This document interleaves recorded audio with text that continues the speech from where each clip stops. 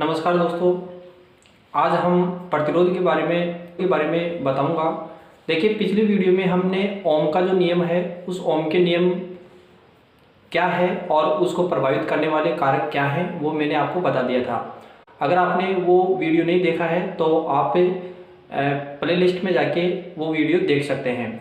देखिए दोस्तों, प्रतिरोध क्या होता है, प्रतिरोध को प्रभावित करने वाले कारक कौन से हैं और प्रतिरोधकता क्या है, इन सब के बारे में हम आज इस वीडियो के अंदर पढ़ेंगे। और इसके अलावा प्रतिरोध का जो संयोजन है, प्रतिरोध क्या होता है। देखिए, हम किसी भी चालक तार में विद्युत धारा प्रवाहित करते हैं। चालक तार ठोस पदार्थ होता है, तो अगर हम किसी चालक तार के अंदर विद्युत धारा प्रवाहित करते हैं तो उसमें आवेश प्रवाहित होते हैं। तो आवेश बहने जैसे आवेश प्रवाहित होंगे तो ये जो ठोस चालक तार है उसके जो कण हैं उनमें उनकी टक्कर होगी, मतलब आवेशों के प्रवाह की जो दर है उसमें जो बाधा उत्पन्न होती है उसको प्रतिरोध कहते हैं। दोस्तों, आपको पता होगा कि अगर कुछ चालक तार ऐसे होते हैं जिसमें हम विद्युत धारा प्रवाहित करते हैं तो विद्युत धारा प्रवाहित करते ही वो चालक तार गर्म हो जाते हैं और कुछ तो इतने गर्म हो जाते हैं, लाल हो जाते हैं। जैसे विद्युत हीटर की जो जंजीर होती है, विद्युत प्रेस है, ऐसे कई प्रकार के उपकरण हैं जिनके ऊष्मा का उपयोग हम करते हैं। तो उसमें क्या होता है, उसका प्रतिरोध ज़्यादा होता है और प्रतिरोध ज़्यादा होने की वजह से वो जल्दी गर्म हो जाते हैं। तो प्रतिरोध आपको समझ में आया होगा। और प्रतिरोध का जो मात्रक होता है वो ओम होता है और ओम को इस चिन्ह द्वारा हम प्रदर्शित करते हैं। प्रतिरोध को प्रभावित करने वाले 4 कारक होते हैं।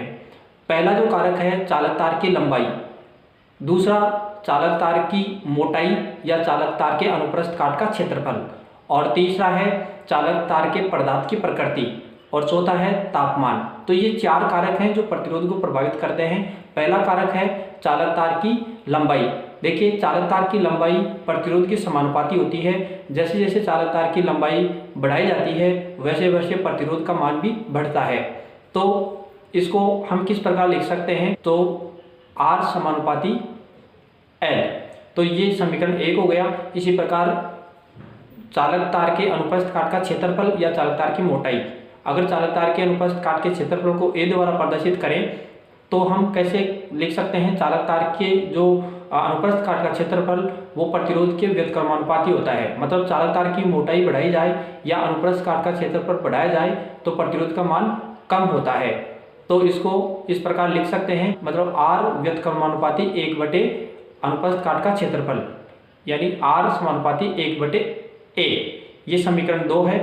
अब हम समीकरण 1 और 2 को बराबर करें तो R समानुपाती का चिन्ह और ऊपर L/A, तो इस प्रकार हम लिख सकते हैं। अब ये समानुपाती का चिन्ह हटाएंगे तो यहाँ पर ये रोहत का चिन्ह लगाएंगे जो कि P के समान है।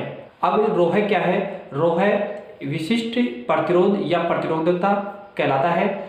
और इसका जो मात्रक निकाले तो मात्रक भी हम निकाल सकते हैं। यहाँ देखिए, अगर इसको रोह का मान हमें निकालना है तो इसका पक्षांतर करते हैं तो इस प्रकार ये प्राप्त होगा, रोह बराबर RA/L। अब जो R है प्रतिरोध है उसका मात्रक ओम होता है, और जो A है ये क्षेत्रफल है, इसका जो मात्रक लिखेंगे मीटर गुणा मीटर लिखेंगे, और नीचे L है जो लंबाई है इसका मात्रक मीटर होता है। तो 1 मीटर से 1 मीटर कटेगा तो प्रतिरोधकता का जो मात्रक होगा वो ओम इंटू मीटर होगा। कारक है पदार्थ की प्रकृति। देखिए दोस्तों, सभी पदार्थों का जो प्रतिरोध है वो अलग अलग होता है। जैसे Fe का अलग होता है, मतलब लोहे का अलग होता है, तांबे का अलग होता है, सोने का अलग होता है, चांदी का अलग होता है। इस प्रकार अलग अलग इनके जो प्रतिरोध होते हैं। जैसे टंगस्टन का जो प्रतिरोध है थोड़ा ज़्यादा होता है, और इसके अलावा यदि हम नाइक्रोम की बात करें तो नाइक्रोम का प्रतिरोध बहुत ज़्यादा होता है, जिससे विद्युत धारा जैसे ही हम प्रवाहित करते हैं तो वो लाल हो जाता है, तप्त हो जाता है, इतनी ऊष्मा निकलती है उसमें से।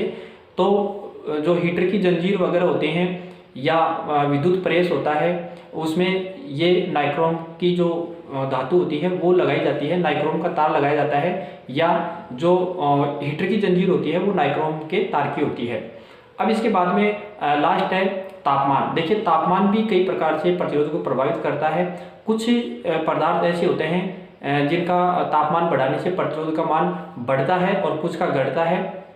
और कुछ का तो देखिए शून्य भी हो जाता है। जैसे हम पारे की बात करें, मरकरी की बात करें तो 4.2 डिग्री सेंटीग्रेड ताप पर पारे का जो प्रतिरोध है वो शून्य हो जाता है। तो इस प्रकार ये प्रतिरोध को प्रभावित करने वाले कारक थे। अब इसके बाद में प्रतिरोधों का संयोजन। देखिए प्रतिरोध का संयोजन का तात्पर्य ये है कि प्रतिरोध का जोड़। प्रतिरोध किस प्रकार जोड़ सकते हैं हम, तो प्रतिरोध दो प्रकार से हम जोड़ सकते हैं। पहला है श्रेणी क्रम और दूसरा है समांतर क्रम। समांतर क्रम को पार्श्व क्रम भी कहते हैं।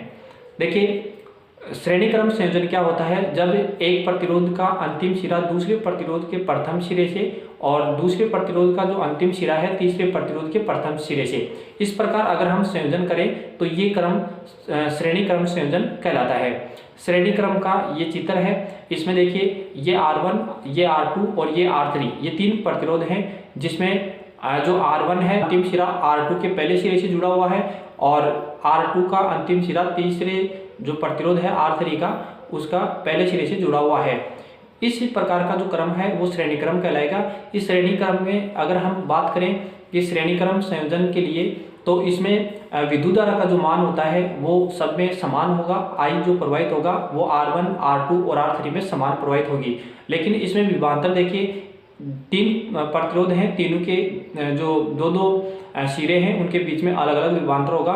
R1 में V1 विभवांतर होगा, R2 के अंदर V2 विभवांतर होगा और R3 के अंदर V3 विभवांतर होगा। इस प्रकार अलग अलग विभवांतर इसमें उत्पन्न होते हैं। यदि हम कुल विभवांतर की बात करें तो V बराबर V1 plus V2 plus V3। इस प्रकार इसमें ओम के नियम से इनके मान रखेंगे तो आपके पास क्या आ जाएगा, R बराबर R1 plus R2 plus R3। और अगर और भी प्रतिरोध लिए जाते हैं तो आगे तक ये प्रतिरोध जुड़ते जाएंगे। तो ये तो था श्रेणी क्रम संयोजन। अब इसके बाद में आता है पार्श्व क्रम संयोजन। पार्श्व क्रम में क्या होता है, सभी प्रतिरोधों का जो प्रथम सिरा है वो एक बिंदु पर जुड़ा होता है और अंतिम सिरा है वो दूसरे बिंदु पर जुड़ा हुआ होता है।